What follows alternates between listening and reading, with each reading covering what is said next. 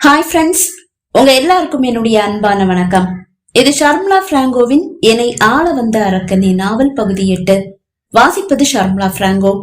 வாங்க ஃப்ரெண்ட்ஸ், தொடர்ந்து கதையை கேட்கலாம். அப்பா மில்லுக்கு வர வேண்டாம் என்று கூறிவிட்டதால் நேராக எம்எல்ஏ அன்புமணியின் கட்சி அலுவலகத்திற்கு தான் வெற்றி வந்தான். இனி விரும்பும் நேரம் வீட்டிற்கு செல்லவும் இயலாது. அம்மாவின் முகத்தில் கூட என்ன ஒரு கோபம்! இந்த கோபமான முகத்தை பார்த்து கொண்டு வீட்டில் எப்படி அவனால் இருக்க முடியும்? கட்சி அலுவலகத்திலேயே எப்போதும் இருக்கவும் முடியாது. இந்த நேரத்தில் தனக்கு ஒரு வேலை கண்டிப்பாக தேவை. ஆனால் உடனே யார் தனக்கு வேலையை தூக்கி கொடுப்பார்? அட, நம்ம அன்புமணி சார் வேலையுதான்னு சொல்லி கூவி கூவில கூப்பிடுறாரு. நடிப்பு, அது கூட ஒரு தொழில் தானே. இப்போதைக்கு மனச வேற திசையில திருப்பிக்க எனக்கு ஒரு வேலை அவசியம். நடிப்புனா நடிப்பு, இல்லன்னா பைத்தியம் பிடிச்சிடும். நேராக எம்எல்ஏ அன்புமணியின் முன்னால் வந்து நின்ற வெற்றி, சார், நான் சினிமால நடிக்கிறேன் என்று கூற, எப்பா ஹீரோ, உனக்கு எந்த போதி மரத்தடியிலப்பா ஞானம் கிடைச்சது? என்னை காக்க வந்த தெய்வமே, வாப்பா வா. இன்னைக்கே அக்ரிமெண்ட் போட்டு நாளைக்கே பூஜையை முடிச்சிட்டு உடனே ஷூட்டிங்க ஆரம்பிச்சிடலாம்.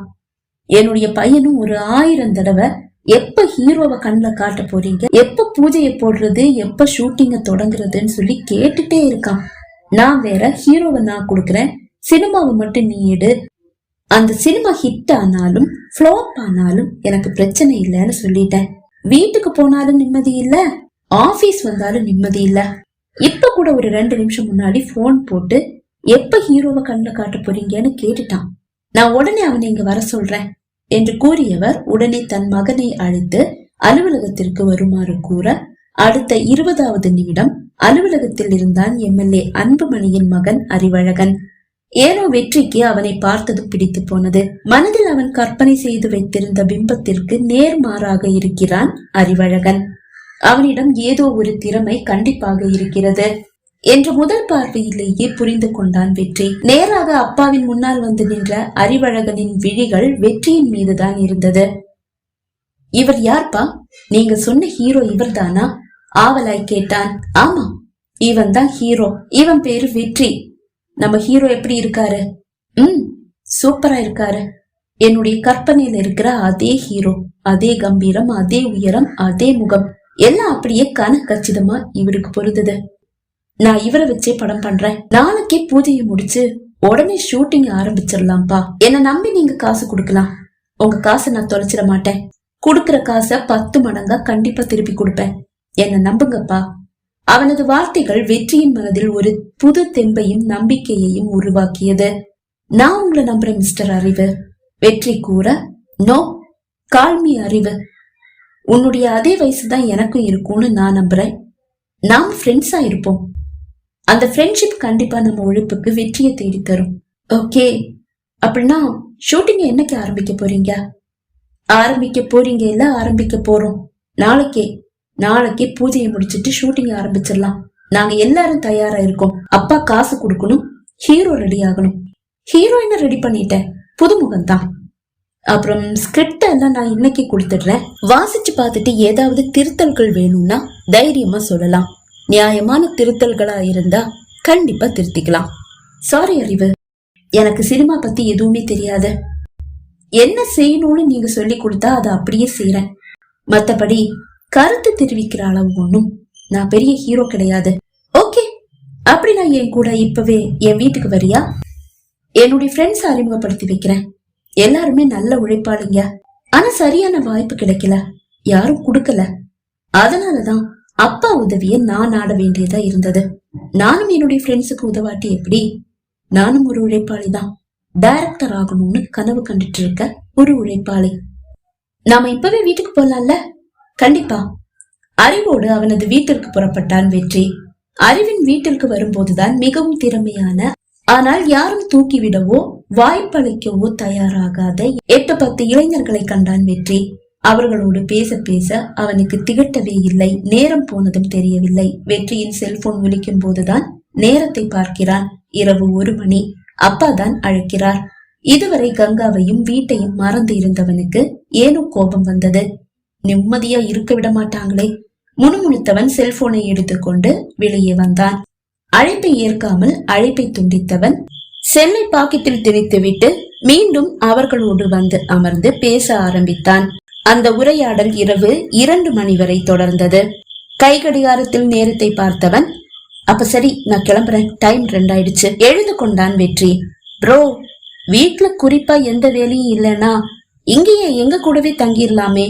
நாளைக்கு பூஜை இருக்கு, உடனே ஷூட்டிங்கும் ஆரம்பிச்சிடும். நாம ஒன்னாவே இங்க இருந்து கிளம்பலாமே. நாங்களும் யாரும் வீட்டுக்கெல்லாம் போக போறது இல்ல. ஒரு வெற்றிக்கு பிறகுதான் வீட்டுக்கு போகணும்னு ஒரு வெறியோட லட்சியத்தோட இருக்கும். வீட்டுல அவ்வளவு அவமானம்.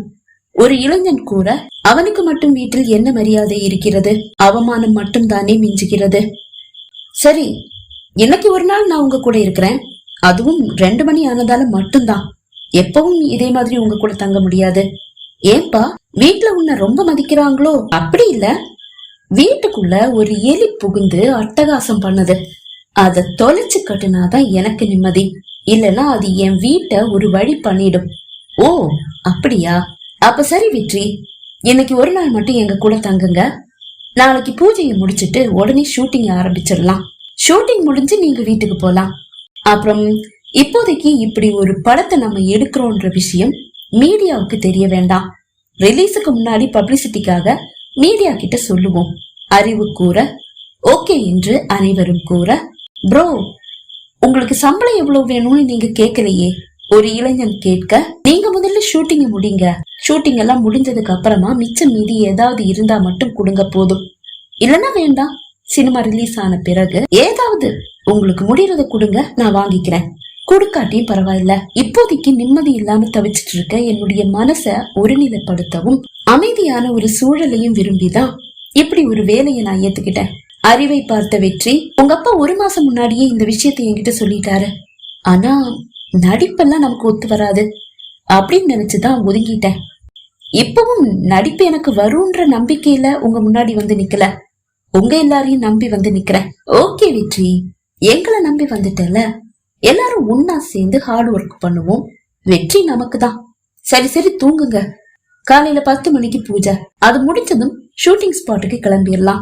அறிவு கூற ஓகே குட் நைட் என்று கூறியவர்கள் ஆங்காங்கே படுத்துக்கொள்ள உடனே உறங்கியும் போயினர். மறுநாள் ஷூட்டிங் முடிந்து வீட்டிற்கு செல்லலாம் என்றுதான் வெற்றி நினைத்தான். ஆனால் ஷூட்டிங் முடியும் போதே விடிந்து விட்டது. அசதியில் அவர்களோடு படுத்து உறங்கிவிட்டான் வெற்றி. இங்கு வெற்றியின் வீட்டில் அவனை காணவில்லை என்று அவன் அப்பா அம்மா தவியாக தவித்துக் கொண்டிருந்தனர். அந்த தவிப்பு லேசாக கங்காவையும் தொற்றிக் கொண்டது. வெற்றியின் அம்மா வேறு, கங்கா இந்த வீட்டிற்கு வந்த பிறகுதான் இப்படி எல்லாம் நடக்கிறது என்று ஜாடமாடையாக பேசவும் செய்கிறார். அதனாலேயே அவள் தவிப்பு இன்னும் அதிகமானது. என்ன செய்வது என்று அவளுக்கு புரியவில்லை. வெற்றியின் செல் சுவிட்ச் ஆஃபில் இருப்பதுதான் அவனது அப்பா அம்மாவின் தவிப்பை அதிகமாக்கியது. அதுதான் கங்காவின் தவிப்பையும் அதிகமாக்கியது. இவன் ஒருவேளை தற்கொலை பண்ணி இருப்பானோ? சேச்ச, ஒரு ரவுடி இவ்வளவு சின்ன விஷயத்துக்காக தற்கொலை எல்லாம் பண்ணிப்பானா? உண்மையிலேயே இந்த வெற்றி ரவுடி தானா? அவனோட அப்பா அம்மா தவிக்கிற தவிப்ப பார்த்தா ஏதோ உத்தம புத்திர மாதிரில இருக்கு. அவங்க சொல்றதெல்லாம் கேட்டா ரொம்ப பாசமான பையன் மாதிரில தெரியுது. முந்தா நாள் இரவு நடந்த நிகழ்வுகளை தன் மனத்திரையில் கொண்டு வந்தாள் கங்கா. அவன் தன்னிடம் நடந்து கொண்ட ஒவ்வொரு நிகழ்வையும் மனதில் அசை போட்டாள். ஏனோ வெற்றி குடிக்கவில்லையோ என்ற சந்தேகம் அவளுக்கு வந்துவிட்டது. தன்னை இந்த வீட்டிலிருந்து விரட்டி அடிக்க குடித்தவன் போல் நாடகம் ஆடினானோ என்ற சந்தேகமும் அவளுக்கு வந்துவிட்டது. சிகரெட் பிடிக்கும் பழக்கம் கூட அவனுக்கு இல்லை என்றுதான் அவளுக்கு தோன்றியது. சிகரெட்டை பற்ற வைத்து ஒரு இழு இழுத்தவன் அந்த புகையை அப்படியே அவள் முகத்தில் ஊதிவிட்டு அவனை ஆசுவாசப்படுத்தி கொண்டது அவள் மனத்திரையில் ஓட, இவனுக்கு சிகரெட் பிடிக்கிற பழக்கம் கூட இல்லையோ? எல்லாம் நடிப்பா? சிகரெட்டால சூடு போடுறதுக்காக வந்தான், ஆனா சூடு போடலையே, ஏன் கைதான தெரியாம பட்டுடுச்சு. அந்த நொடி அவன் விழிகளில் தெரிந்த பதற்றம் இப்போது அவள் கண்முன் வந்தது. இதெல்லாம் நடக்கும் போது பயத்துல நான் எதையும் சரியா புரிஞ்சுக்கல. ஆனா இப்ப எல்லாத்தையும் யோசிச்சு பார்க்கும்போது நிறைய சந்தேகங்கள் வருதே. இந்த வெற்றி உண்மையிலேயே ரவுடி தானா? சந்தேகமாவே இருக்கு. குடிகாரம் மாதிரியும் சிகரெட் பிடிக்கிறவன் மாதிரியும் நடிச்சிருக்கான். அதே மாதிரி ரவுடி மாதிரியும் நடிச்சிருப்பானோ? வெற்றியின் அம்மாவின் அழுகை சத்தம் கங்காவின் செவியில் வந்து விழுந்தது. என்னங்க நீங்க பேசாம உட்கார்ந்து இருக்கீங்க? எப்படியாவது போய் அவனை தேடி கண்டுபிடிச்சு கூட்டிட்டு வாங்க. என்ன பேசிட்டு இருக்கல்லதா? அவனுடைய செல்போன் சுவிட்ச் ஆஃப்ல இருக்கு. அவனுடைய ஃப்ரெண்ட்ஸுக்கெல்லாம் போன் பண்ணி கேட்டுட்டேன், எங்கேயுமே போகலன்னு சொல்றாங்க. அன்புமணி சாருக்கு ஒரு 1000 தடவை கால் பண்ணிட்டேன், ஏன்னு தெரியல நாட் ரீச்சபிள்னே பதில் வருது. அவன் ஒண்ணு சின்ன குழந்தை இல்லல்ல, வீடு வந்து சேர்ந்துடுவான், பேசாம இரு என்று அம்மாவை சமாதானப்படுத்தி விட்டாரே தவிர அவர் மனம் தவித்துக் கொண்டுதான் இருந்தது.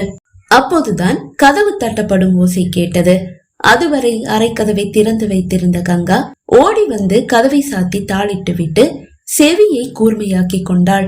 வந்தது வெற்றிதானா என்று அறியும் ஆவல் அவளுக்கு. கதவு திறக்கப்படும் சத்தம் கேட்கிறது.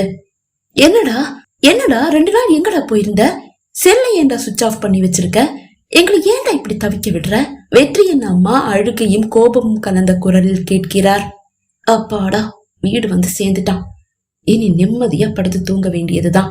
வந்து படுக்கையில் பொத்தென்று வீழ்ந்தவள் நிம்மதியாக விழி மூடினாள். வீட்டிற்குள் வந்த வெற்றி அம்மா கேட்கும் எதற்கும் எந்த பதிலும் கூறாமல் தன் அறையை பார்த்தான். கதவு சாத்தப்பட்டிருக்கிறது. ஹாலின் ஒரு மூலையில் வந்து அவன் படுத்துக் கொள்ள அம்மா போர்வையும் தலையணையும் எடுத்து வந்து அவன் அருகில் வைத்தார். அதை பொருட்படுத்தாமல் விழிகளை மூடியவன் அப்படியே உறங்கி போனான். பகுதி 8 நிறைவடைந்தது. பகுதி 9 உங்களை சந்திக்கும் வரை விடைபெறுகிறேன். நன்றி, வணக்கம்.